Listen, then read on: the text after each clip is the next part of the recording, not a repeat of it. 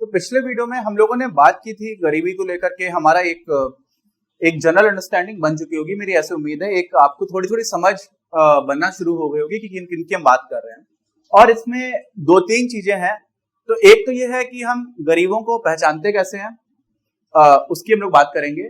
और उसमें आमतौर पर जो पहचानने का नजरिया होता है उसमें क्या क्या आता है, उनकी आमदनी कितनी है, उनके पास संपत्ति कितनी है, वो कितनी जोखिम भरी जिंदगी निकालना है। जोखिम भरी मैंने पानी का उदाहरण दिया था कि इतना खराब पानी है वो पीना पड़ रहा है। रेलवे पटरी के किनारे रह रहे हैं, कभी एक्सीडेंट हो रहा है तो उन लोगों की मृत्यु पहले होगी।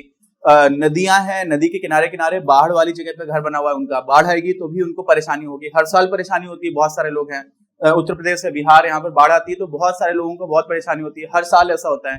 तो वो जब पता है कि ऐसा होगा और उस खराब स्थिति से निकल नहीं पा रहे हैं तो उसको बोल देते हैं गरीबी। तो ये सारे संकेतक हैं, क्या है, इंडिकेटर्स हैं। ये ऐसे इंडिकेटर्स हैं जो हमें बताते हैं कि कौन गरीब है और कौन नहीं है ना।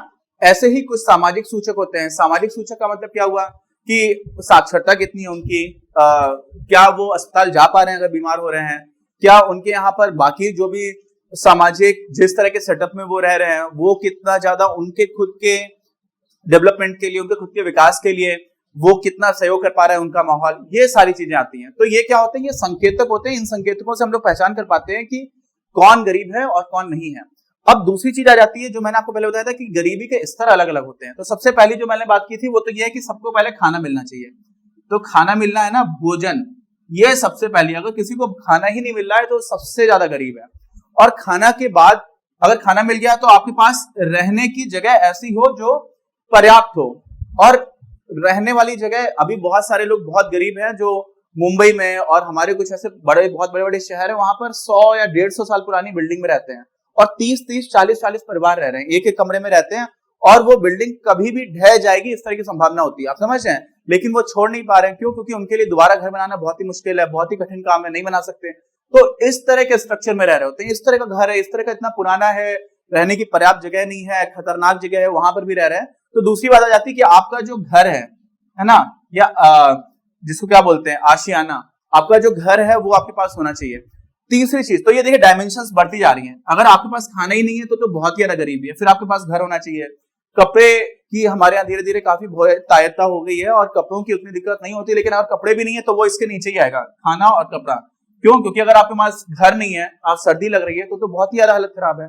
तो ये भी एक डायमेंशन आ जाती है। फिर क्या होता है, इसके ऊपर जब हम एक कदम और जाते हैं, फिर हम लोग अपने और अधिकारों की बात करते हैं कि मान लीजिए मैं बीमार पड़ गया, फिर मैं डॉक्टर के पास जा पा रहा हूं कि नहीं जा पा रहा हूं। तो जो सामाजिक कैसी चीजें चाहिए होती है, जो सामाजिक सिक्योरिटी वाली बात होती है, सामाजिक सुरक्षा। सामाजिक सुरक्षा में क्या होता है कि कोई बुजुर्ग है, उसको मान लीजिए उसके बच्चों की डेथ हो गई या उसके बच्चों ने उसको साथ में नहीं रखा, हमारे यहाँ इस तरह की चीजें भी होती है कभी कभी।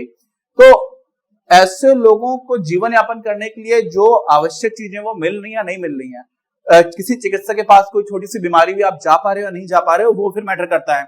और उसके बाद फिर ये मैटर करता है कि आपकी अपनी जो कम्युनिटी है उसमें आपकी बात सुनी जा रही है या नहीं सुनी जा रही है। आप जिस घर में रह रहे हो, जिस परिवार में रह रहे हो, जिस समाज में रह रहे हो, वो आपकी बात सुनता है या नहीं सुनता है। तो वहां पर एक डायमेंशन आ जाती है, उसको हम लोग बोलते हैं कि सोशियो पॉलिटिकल, सामाजिक राजनीतिक।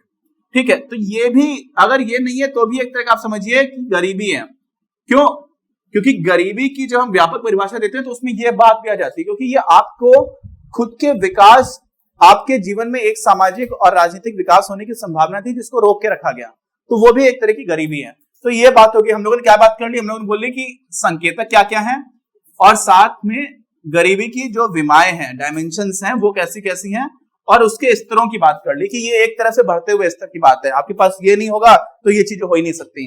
मतलब खाना नहीं होगा तो फिर घर की क्या सोचोगे, जब घर आ जाएगा तो उसके बाद से आप अपने आगे की बात करोगे।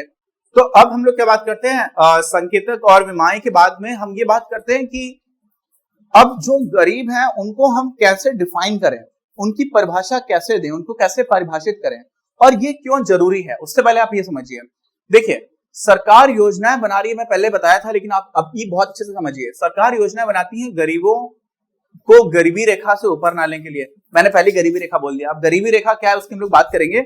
लेकिन सरकार ने एक तरीका निकाला है कि इससे कम जिन लोगों को कुछ चीजें मिल रही हैं वो लोग गरीब हैं। और इसके ऊपर जो लोग हैं वो लोग गरीब नहीं है। तो इस तरह के हमारे यहाँ कार्ड चलते हैं। क्या चलते हैं? कार्ड मिलता है, राशन कार्ड होता है, उसमें भी अलग अलग प्रकार होते हैं। तो ऐसे ही एक कार्ड मिलता है बीपीएल।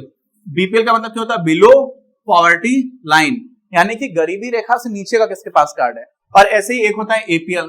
तो एपीएल का मतलब होता है एबव पॉवर्टी लाइन, मतलब एबव मतलब ऊपर, बिलो मतलब नीचे। तो गरीबी रेखा से कौन नीचे है परिवार, कौन परिवार गरीबी रेखा से ऊपर है, उसके लिए हम लोग कार्ड देते हैं।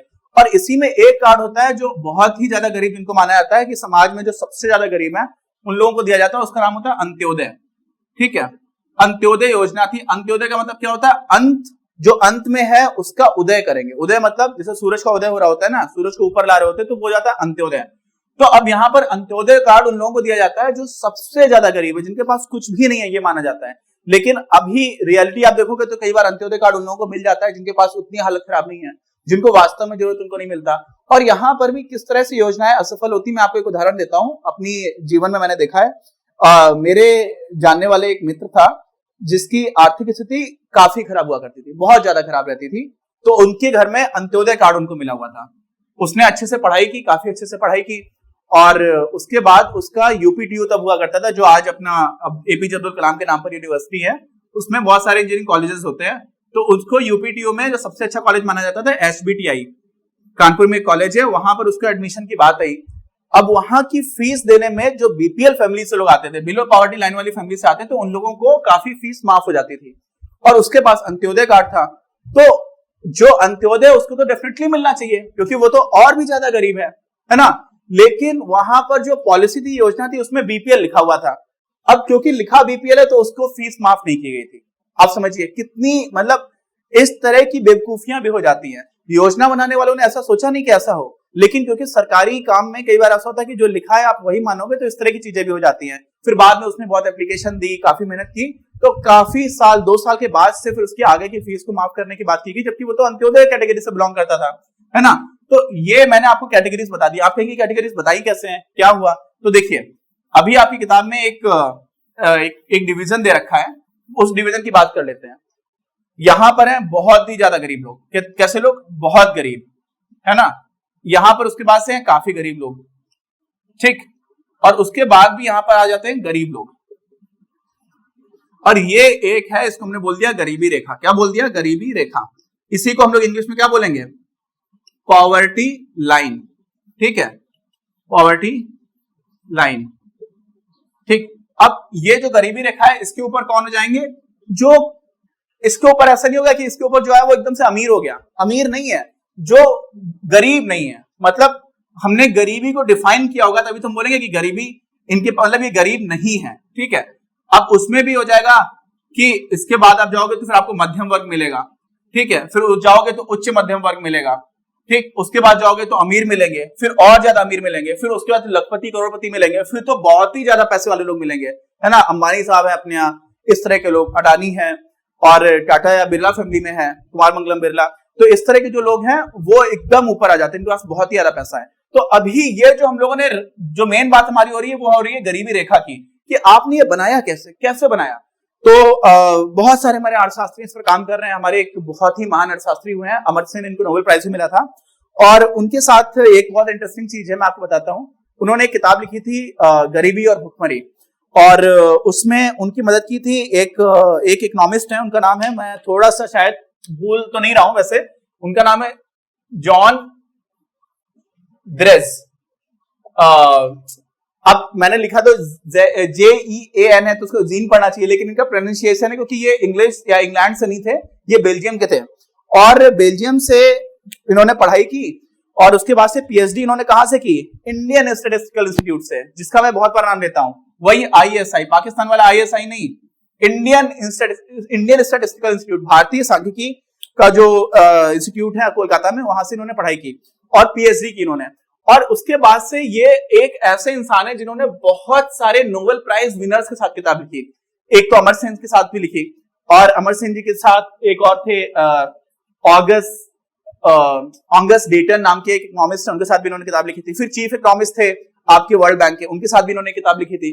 तो ये आप ऐसे सोचिए, बेल्जियम का एक इंसान है जिसने बेल्जियम में अच्छे से पढ़ाई की, फिर भारत में आकर के PhD की, उसके बाद से वो इंसान भारत में 2002 में नागरिकता ले लेता है, 1980 के दशक में उसने पीएचडी की थी, 15 से 20 साल भारत में रहा।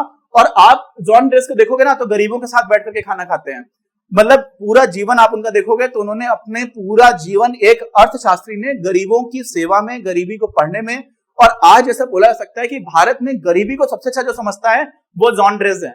मतलब अगर ऐसा कहा जाए तो कोई गलत बात नहीं होगी, क्योंकि इनको भारत में गरीबी का जितना आइडिया है, एक विदेशी हुआ करते थे लेकिन 2002 में इन्होंने भारतीय की नागरिकता ले ली थी, तो ये वो इंसान है जिसने गरीबी को बहुत अच्छे से समझने की कोशिश की। क्यों की?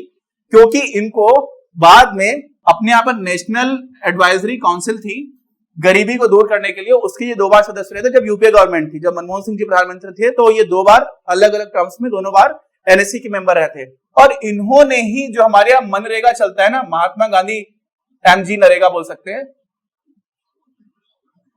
इस बिल को पास कराने में, जिसमें कि गांव से जिनको शहर आना पड़ता है काम करने के लिए वो ना आना पड़े, तो इस योजना को बनाने में भी इन्होंने बहुत बड़ा योगदान दिया। तो मैं इनके बारे में क्यों बता रहा हूं? एक तो इसलिए बता रहा हूं कि गरीबी एक ऐसी समस्या है जहां पर पूरी दुनिया के लोग इससे बहुत प्रभावित होते हैं, और एक बाहर विदेश का जो इंसान था जिसने बहुत अच्छे से पढ़ाई की, वो भारत में आकर के भारत के गरीबों के साथ रह करके उसने अनुभव भी लिया। सिर्फ पहले पढ़ा कि कैसे कैटेगराइज किया जा सके, क्या किया जा सके, क्या नहीं किया जा सके। अब मैं ये सब क्यों बता रहा हूं? इससे आपको ये समझ में आएगा कि अर्थशास्त्री भी बहुत सारे ऐसे हैं जो बहुत सेंसिटिव हैं, बहुत ज्यादा उनका हृदय करुणा से भर जाता है जब वो इस तरह का समाज में विषमताएं देखते हैं। और अमर सिंह साहब को भी आप पढ़ेंगे तो उन्होंने भी इस तरह का बहुत सारा काम किया हुआ है। और इसके बाद ये सब मैं इसलिए बता रहा हूं क्योंकि अभी आपको ऐसा भी लगेगा कि अर्थशास्त्री कितना खराब काम भी कर रहे हैं। देखिए, अब ये जो गरीबी रेखा इन्होंने बनाई है, ये कैसे बनाई? ये ऐसे बनाई कि हम लोगों ने ये माना कि हर इंसान को अपने जीवन को जिंदा रखने के लिए और एक मिनिमम स्टैंडर्ड सेट करने के लिए खाने की जरूरत है। किसकी जरूरत है? खाने की। और खाने के साथ साथ उसको ऊर्जा की और भी जरूरत है। कैसे? बिजली यूज करेगा वो, है ना, बिजली का उपयोग करेगा। अगर बिजली नहीं तो भी तो गरीबी है। फिर हो सकता है उसको थोड़ा बहुत कहीं मोटरसाइकिल से इधर उधर जाना पड़े या किसी भी तरह से जाना पड़े। मोटरसाइकिल नहीं है तो वो बस से जा रहा है, तो उसमें भी तो कुछ कच्चा तेल या पेट्रोल या डीजल कुछ तो यूज हो रहा है। घर में उसके यहाँ गैस सिलेंडर नहीं है, चूल्हे पे कंडे से वो रोटियां बना रहा है, लकड़ी से बना रहा है, तो अगर वो गैस यूज करेगा तो वहां पर भी एक तरह की ऊर्जा का उपयोग हो रहा है। तो अगर हम लोगों ने ये सारी चीजें आप मिलाओगे और उसमें से एक मुख्यतः खाना सबसे जरूरी है, उसको जब काउंट किया गया तो माना गया कि 2400 क्या इतने किलो कैलोरी। अब देखिए KCAL लिखा जाता है या तो फिर इसको बड़ा सी लिख दो, तो इसका भी मतलब किलो कैलोरी होता है और इसका मतलब भी किलो कैलोरी होता है। KCAL लिखा हुआ है, लेकिन अपनी किताब में क्या लिखा हुआ है? सिर्फ कैलोरी लिखा हुआ है, तो ये गलत लिखा हुआ है, वो किलो कैलोरी ये वाला हो जाना चाहिए। तो 2400 किलो कैलोरी की उसको जरूरत पड़ती है। ये माना गया एक वयस्क इंसान है, एक गांव में रह रहा है, और वही इंसान अगर शहर में रह रहा है तो उसको 2100 कैलोरीज की जरूरत है। ऐसा क्यों? क्योंकि गांव में शारीरिक काम ज्यादा पड़ जाता है। तो आमतौर पर हमने ये माना। अब ये जो हमने माना है कि ये भरपाई कैसे होगी, तो शहर में उतनी ही तरह की चीजों को खाने में जिससे आपको इतनी ऊर्जा मिल पाए उसकी कीमत अलग होगी, और उतनी ही चीज अगर आप गांव में रह करके खा रहे हैं तो उसकी कीमत अलग होगी। और वो कीमत हम निकाल देते हैं। क्या कर देते हैं? हम वो कीमत निकाल देते हैं। तो आज की अभी पॉवर्टी लाइन का रेट क्या चल रहा है आपको स्क्रीन पर दिख जाएगा, लेकिन कभी कभी ऐसा आता है कि मान लीजिए इस तरह का ही आता था 350 रुपए प्रति व्यक्ति प्रति माह। मतलब एक इंसान अगर 350 रुपए, इसी तरह का कुछ आता था, बदलता रहता है, गांव की बात कर रहा हूं। तो ग्रामीण क्षेत्र में अगर कोई इंसान 350 रुपए से ज्यादा हर महीने में अपने ऊपर खर्च कर ले रहा है, क्या कर ले रहा है? खर्च कर ले रहा है। यहां पर भी आप समझिए, आमदनी अलग चीज होती है। आप कमा बहुत रहे हो, खर्च बिल्कुल नहीं कर पा रहे हो, तो भी गरीब है आप, क्योंकि आप कमा कर क्या रहे हो, है ना। तो अगर कोई इंसान इतना कमा ले रहा है तो सरकार ये बोल देती है अपनी योजनाओं में कि हम उसको गरीब नहीं बोलना है, ठीक। और यहां पर हमारे समाज में बड़ा गुस्सा आता है। बहुत सारे न्यूज़पेपर्स हैं, अखबार है, वो इस तरह की हेडिंग निकालते हैं कि 350 रुपए प्रति माह से ज्यादा कमाने वाले नहीं है गरीब। अरे ये थोड़ी मतलब है यार, अर्थशास्त्रियों ने ये थोड़ी बोला। अर्थशास्त्रियों की मजबूरी है, आप समझो ना, हमें उनके लिए काम करना है। किसके लिए? जो बहुत ही ज्यादा गरीब है। तो हमें कुछ तो बनाना पड़ेगा। अब सोचिए, जॉन ड्रेस जैसे इकोनॉमिस्ट हैं, अर्थशास्त्री, जिन्होंने अपना जीवन लगा दिया, और आप उनको क्रिटिसाइज कर रहे हो। किस बात के लिए क्रिटिसाइज कर रहे हो? आपने तो अखबार में निकाल दिया कि भाई इससे ज्यादा कमाने, मतलब वो व्यंग चला रहे हैं। आप समझ रहे हो, एक तरह का उपहास कर रहे हैं। आप क्या कर रहे हो काम करके? जो इंसान काम कर रहा है, जो लिख रहा है, एक तरीका बनाना पड़ेगा ना। आपको समझना पड़ेगा कि कौन गरीब है, और वो समझने का जो तरीका लेकर के आए हैं उसकी डिटेल आपको पता ही नहीं है। बहुत सारे लोग हैं, पता नहीं है कि हो क्या रहा है, और आपकी मजबूरी है। अर्थशास्त्री भी तो उनके उत्थान के लिए तो काम कर रहे हैं। ऐसी योजनाएं इन्होंने क्या किया, मनरेगा क्यों बनाया, Mahatma Gandhi national rural employment guarantee Yojana क्यों लेकर के आए, कि गांव के आदमी को बाहर ना आना पड़े, इसीलिए तो किया। तो वो मापा कैसे जाए यार, कुछ करना पड़ेगा। और मैं ये नहीं कह रहा हूं कि ये एकदम परफेक्ट है, अभी भी जो गरीबी रेखा है उसमें बहुत सारी चीजें जो इंक्लूड नहीं की गई, जैसे हमने सिर्फ मेनली खाने की बात की है, बिजली है, पेट्रोल है, और सिर्फ संसाधन नहीं। क्यों? क्योंकि जब गरीबी डिफाइन करे तो याद करिए, हम लोगों ने खाने के बाद घर की भी तो बात की थी, समझिए, घर के बाद और क्या बात की थी, कि उसको दवाइयां भी मिलनी चाहिए जब जरूरत है, उसको अच्छी शिक्षा भी मिलनी चाहिए, फिर उसकी बात भी सुनी जानी चाहिए जिस समाज में रह रहा है। तो वो भी है, हमारे देश में तो बहुत सारे अमीर घर में रहने वाली महिलाएं भी गरीब हैं, क्योंकि उनकी अपने घर में चलती नहीं है ना। तो जो हमारी गरीबी की व्यापक परिभाषा है उसमें से बहुत सारी चीजें छोड़ दी गई जब हमने गरीबी रेखा निकाली। क्या किया जब गरीबी रेखा निकाली? तो आपको ये समझना चाहिए कि जो गरीबी रेखा है उसका आप इस तरह से जब क्रिटिसिज्म करोगे तो गलत बात नहीं है। आप एक इंटेलेक्चुअल की तरह, एक स्कॉलर की तरह, स्कॉलर को हम हिंदी में बोलते हैं अध्येता, जो किसी विषय को बहुत अच्छे से पढ़ रहा है, अरे उसी को तो पता होगा जिसने पढ़ाई नहीं है, अखबार की एक हेडिंग पढ़ के चले आए, है ना। तो उन लोगों को देखकर के मुझे गुस्सा इसलिए आती है क्योंकि जो लोग वास्तव में समाज के लिए अच्छा काम कर रहे हैं आप उनका उपहास कर रहे हो, आप समाज की समस्या को हल नहीं कर रहे हो, समझ रहे हैं। और खूब व्हाट्सएप पे चलता है, व्हाट्सएप यूनिवर्सिटी पे तो आजकल कुछ भी चल रहा है। तो ये सारी चीजें आपको समझना चाहिए। अर्थशास्त्र के विद्यार्थी के रूप में आपकी बहुत बड़ी जिम्मेदारी बनती है कि ये इतनी दुखद समस्या है। महात्मा गांधी ने बोला था, मैं फिर से रिपीट कर रहा हूं, कि गरीबी से बुरी अहिंसा, हिंसा का कोई रूप नहीं है, मतलब सबसे खराब हिंसा कुछ है तो गरीबी है। और मैंने तो अपने जीवन में इतनी कभी कैसे कुछ गरीबी नहीं देखी। मेरे पिताजी भी सरकारी नौकरी कर रहे थे, लेकिन मेरे पिताजी ने गरीबी देखी है और वो भी कभी कभी बताया करते हैं। और क्योंकि मैंने उस तरह का जीवन कभी देखा नहीं, इसलिए मैं उनकी बात से कभी कभी सहमत नहीं हो पाता हूं या उस तरह का अनुभव मेरे जीवन में नहीं आता है। लेकिन जब वो बताते हैं तो उनकी बात से भी ये रिफ्लेक्ट होता है कि गरीबी बहुत ही बुरी चीज है और उसको दूर करने के लिए अगर कोई काम कर रहा है तो आपको या तो इन डेप्थ आप इंटरेस्ट लो, ऊपर से हवा हवाई बात होगा तो उसका कोई फायदा नहीं है। तो मैं क्या बताने की कोशिश कर रहा हूं? मैं बताने की कोशिश कर रहा हूं कि गरीबी रेखा जो है ना उसमें बहुत कमियां हैं, कोई दो राय नहीं, लेकिन दूसरा अल्टरनेटिव क्या है वो बनाने की कोशिश करो। कुछ ऐसा करने की कोशिश करो कि जो बना बनाया सिस्टम है उससे अच्छा हो जाए। उसको बैठ के क्रिटिसाइज करने का कोई फायदा नहीं है। अब यहाँ पे दूसरी बात आती है, अब यहाँ पे एक नई बात आती है, वो समझिएगा, वो बहुत ही इंटरेस्टिंग है। हम लोगों ने कीमत निकाल दी, वो अभी रेट क्या चल रहा है। देखिए शहर और गांव में थोड़ा अलग अलग चलता है, क्यों? क्योंकि शहर में कीमतें थोड़ी ज्यादा रहती हैं, तो इस हिसाब से। और साथ में जो शहर में हम लोगों ने आमतौर पर कैलोरीज माना कि कितना खाएगा वो 2100 माना, जबकि गांव में माना है 2400, तो उसमें से थोड़ा अंतर हो जाता है। अब देखिए नई चीज क्या आएगी, नई चीज ये आएगी कि ये तो बहुत पैसे वाले लोग हैं, है ना। अब यहां पर एक इंसान है जो बहुत ही ज्यादा गरीब है और एक इंसान है उसको मान लीजिए थोड़ी देर के लिए मान लीजिए कि 350 रुपए महीने में कोई कमा रहा है तो गरीब नहीं है। अब एक इंसान है जिसको मिल जा रहा है 340 रुपए, तो गरीब तो ये भी हो गया। और एक इंसान है जिसको मिल रहा है 10 ही रुपए, तो ये भी गरीब है। तो जब हम कहेंगे कि कितने लोग गरीब है तो हम इसको भी गरीब मानेंगे और इसको भी गरीब मानेंगे, लेकिन इन दोनों में यार ये तो बहुत कम गरीब है, ये बहुत ही ज्यादा गरीब है, आप समझ रहे हो ना। तो इसको ज्यादा मदद की जरूरत है। और अगर हम सीधे सीधे सिर्फ एक रेशियो बोला जाता है, एक अनुपात बोला जाता है जिसको हम लोग बोलते हैं हेड काउंट रेशियो। क्या बोलते हैं? Head count ratio. इसका मतलब क्या हुआ? नाम अंग्रेजी नाम देकर डरना नहीं यार। हेड मतलब क्या होता है? खोपड़ी, सिर, और काउंट मतलब गिन लिया। तो आपने कुछ नहीं किया, आपने गरीबों को गिन लिया कि अच्छा इससे कम वाले कितने लोग हैं, सारे लोगों को गिन लो। अब वो सारे लोगों को गिन लिया तो आपको ये सारे लोग मिल गए, लेकिन आपको ये नहीं पता चला कि इसमें कौन ज्यादा गरीब है और कौन कम गरीब है। समझ रहे हो ना आप? तो वो एक बहुत बड़ी समस्या हो जाती है। क्यों? क्योंकि आपने क्या किया, अगर आपने, और इसमें एक और बहुत ही बड़ा झोल आता है। देखो समझना, ये सारी चीजें कितनी इंटरेस्टिंग भी हैं और कितनी जरूरी भी हैं।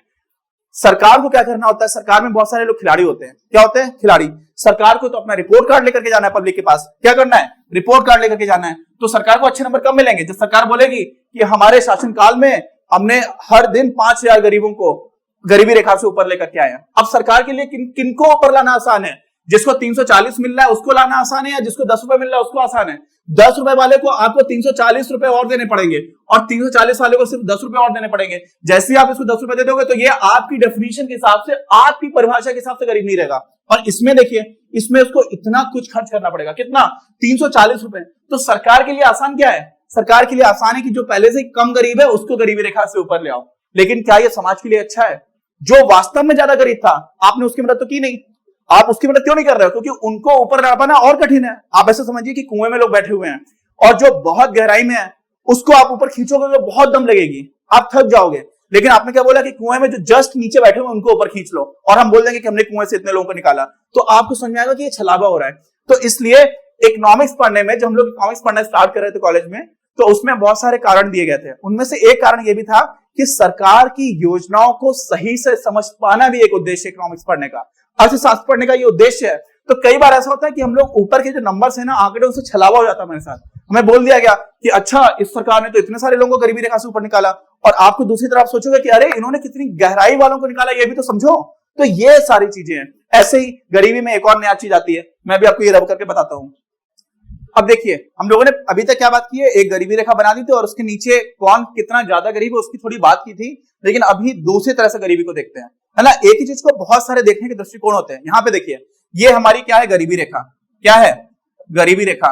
और ये क्या है, यहाँ पर 0 रुपए की अर्निंग है, ठीक है। रुपए के हिसाब से आप मान लीजिए आय है, आमदनी है, और ये इस पर हम लोग क्या बनाया हुआ है, आमदनी, ठीक। अब इतनी इनकम जब आपकी होगी, इसके ऊपर होगी तो आप गरीब नहीं हो, इसके नीचे होगी तो आप क्या हो, गरीब हो। अच्छा, तो एक इंसान ऐसा है जिसकी इनकम ऐसे हो रही है, ठीक, ये गरीबी रेखा है। मान लो ये जो भी है, किसी भी कुछ भी मान लो यार, अभी रेट के हिसाब से आप मान लो, है ना। मान लो ये 400 रुपए है या 450 मान लो, ठीक है, महंगाई बढ़ गई मान लो, प्रति माह। अब वो 450 से कम कमा रहा है, कभी वो 50 कमा ले रहा है, कभी 100 कमा ले रहा है, फिर कभी 50, कभी 150। महीने भर की बात हो रही है, एक दिन की नहीं है, समझ रहे हो ना। इतनी हालत खराब है देश की। ये हो गया, तो ये आदमी कैसा है, ये हमेशा ही गरीब है। ये जब ज्यादा भी कमा ले रहा है, उसके बाद भी जो इसका स्तर है गरीबी का, वहां तक कभी पहुंच नहीं पा रहा है, तो इसको हम लोग क्या बोलेंगे, ये हमेशा गरीब है, हमेशा। तो ये हो जाएगा आपका हमेशा, सदैव गरीब, ठीक। अच्छा, दूसरा इंसान है, वो क्या कर रहा है, वो गांव में रहता, अपना काम करता है, लेकिन कभी कभी उसका शहर में, उसका एक दोस्त है, वो बोलता है यार शहर में काम पड़ रहा है, आ जाओ शहर में काम करते हैं। वो एक मजदूर है, क्या है, मजदूर है। तो वो जिस दिन शहर में आता है, उसको 300-350 रुपए दिहाड़ी मिल जाती है। क्या मिल जाती है, 350 रुपए दिहाड़ी मिल गई। या फिर, लेकिन उसको शहर जाने का मौका मिलता नहीं है। अब 350 रुपए दिहाड़ी में वो किराया दे देता 50-50 रुपए। मैं उदयपुर का रहने वाला हूं, उदयपुर का ही मैंने एक वीडियो देखा था थोड़े दिन पहले। उदयपुर के पास में एक महिला है जो उदयपुर में काम करने के लिए आती है दिहाड़ी के लिए, और बिल गेट्स, वही बिल गेट्स जो सबसे अमीर आदमी लोग में से एक है, उसका ऑर्गेनाइजेशन उस महिला को हेल्प कर रहा था। तो वो आती है और उसका आने जाने का किराया ही बहुत चला जाता है, समझ रहे। और वो आती है इसलिए कि उसके पति की डेथ हो गई थी, और उसके बाद उसके ऊपर बच्चे हैं, तो उन बच्चों को पूरा पालने पोसने के लिए वो आती है। कुछ 250 रुपए के आसपास कमाती थी, जिसमें उसका 50 रुपए तो किराया चला जाता था। आप समझिए कि इस तरह की चीजें होती हैं। अब ऐसे लोगों के केस में क्या होता है कि कम ही कमा रहे हैं, गांव में रह रहे हैं, लेकिन बीच में एक दिन ऊपर आ गए तो ये कभी कभी ऊपर निकल गए, समझ रहे हैं। तो ये थोड़े टाइम के लिए गरीबी रेखा से ऊपर आ जाते हैं, तो ये भी हमेशा ही गरीब हैं, लेकिन कभी कभी नहीं है। तो इनको हम क्या बोलते हैं, हमेशा नहीं बोलेंगे, हम बोलेंगे सामान्य रूप से ये हमेशा गरीब है। क्या बोलेंगे, सामान्यतः हमेशा गरीब, है ना। तो सामान्यतः हमेशा या सदैव निर्धन, ठीक।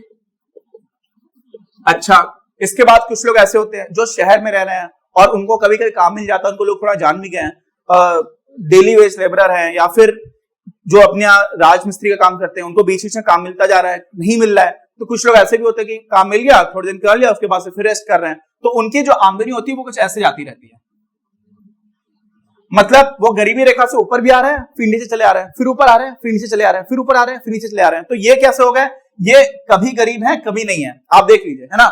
इनके जो टर्म्स है वो आप समझ जाओगे। लेकिन देखो अभी हो क्या रहा है, फिर क्या होता है, कुछ लोग ऐसे होते हैं कि जिनके जीवन में कोई अचानक से बहुत बड़ा झटका आ गया, अचानक से कुछ ऐसा हुआ कि बड़ा लॉस हो गया, बिजनेस में बहुत बड़ा लॉस हो गया, या लोगों से मैंने कर्जा ले लिया बहुत सारा। तो मैं उस टाइम के लिए क्या हो गया कि हमेशा तो मैं गरीबी रेखा से कभी नीचे नहीं गया, लेकिन कभी थोड़ी देर के लिए नीचे आ गया, समझ रहे ना। तो इसमें क्या होता है कि ये कभी ऐसा हो गया इक्का दुक्का कि मैं कभी थोड़ी देर के लिए गरीब हो गया। कोई ऐसा इंसान है तो उसको क्या बोलेंगे, कभी कभार के लिए गरीब है। इन सारे के जो टर्म्स है वो आपको स्क्रीन पर दिख जाएंगे, लेकिन आप समझिए कि हो क्या रहा है, हम कैसे गरीबों को देख रहे हैं। जो गरीबी रेखा से हमेशा ही ज्यादा कमा रहे हैं, लेकिन कभी कुछ ऐसा मौका हुआ, कुछ दुर्घटना हो गई, कुछ ऐसा हो गया कि आप नहीं कमा पाए। अभी लॉकडाउन चल रहा है तो बहुत सारे लोग ऐसे, इनकी कोई इनकम नहीं हो रही है, बहुत सारे दुकानदार हैं बैठे हुए हैं बेचारे घर पे, है ना, तो उनकी कोई अर्निंग नहीं हो रही। ऐसे ही मान लीजिए कोई दुकानदार था, उसका एक्सीडेंट हो गया, अब वो एक्सीडेंट हो गया तो बेचारा घर पर आराम कर रहा है, जा नहीं सकता दुकान पर, तो उसके भी क्या हो गई, उसको भी इनकम नहीं आ रही है, तो वो भी उस टाइम पीरियड के लिए क्या हो जाएगा, गरीब हो जाएगा, लेकिन उसके बाकी छोड़ करके गरीब नहीं है। और इसी में एक कैटेगरी होती है, आपकी जगह नहीं है तो मैं ऐसे समझ लिया कि वो हमेशा ही ऊपर है, तो वो कभी भी गरीब नहीं है, ठीक। अब इसमें सबसे ज्यादा कंसर्न, सबसे ज्यादा समस्या जो बेचारे इन लोगों की है, ये देखिए, ये लोग कौन लोग हैं? ये जो है लगभग हमेशा ही गरीब हैं, लगभग ये तो हमेशा ही है और ये लगभग हमेशा है।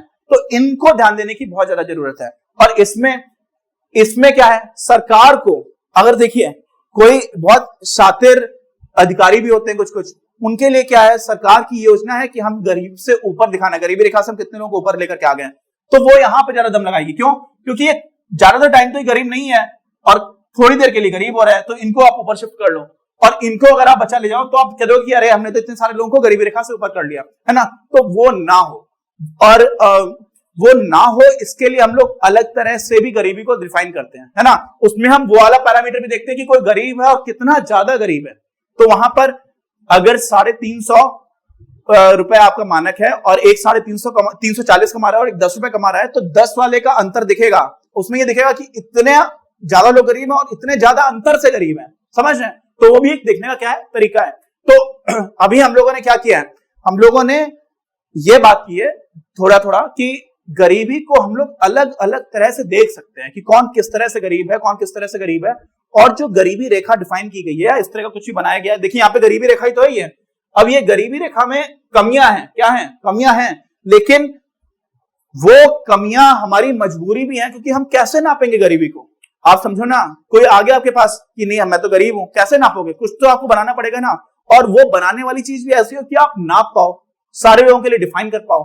तो जब हम एवरेज लेंगे, जब सारे लोगों के लिए कुछ एक बनाने की कोशिश करेंगे, तो कमियां आएंगी, समझ रहे ना आप। तो उस तरह की चीज है। तो थोड़ा आपको यहां पर आइडिया लगा होगा। इसी चैप्टर को हम लोग अपने अगले वीडियो में कंटिन्यू करेंगे। इस चैप्टर के हर वीडियो के, और इस चैप्टर के नहीं बाकी जितने वीडियोस हम लोग बना रहे हैं, हर चैप्टर के हर वीडियो के नोट्स आपको डिस्क्रिप्शन में मिल जाएंगे।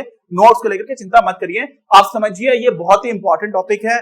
बहुत सारे लोगों को एक नए तरह से सोचने का मौका देगा, और आप अगर इस टॉपिक को बहुत अच्छे से पढ़ेंगे तो शायद देश के लिए आप काफी अच्छा कर पाएंगे। अपनी क्लास का उद्देश्य आप सभी के लिए आप ही की भाषा में गुणवत्तापूर्ण शिक्षा उपलब्ध कराना है। कक्षा 12 तक के सभी प्रमुख विषयों पर हम वीडियोस बना रहे हैं, और कुछ विषयों पर वीडियोस आपके अपने चैनल अपनी क्लास की ही अन्य प्लेलिस्ट पर अपलोड भी हो चुके हैं। ज्ञान के प्रकाश से देश को सशक्त बनाने के हमारे इस प्रयास में इस चैनल को सब्सक्राइब करके और लोगों के साथ शेयर करके अपना बहुमूल्य योगदान जरूर दें। पढ़ेगा इंडिया तो बढ़ेगा इंडिया।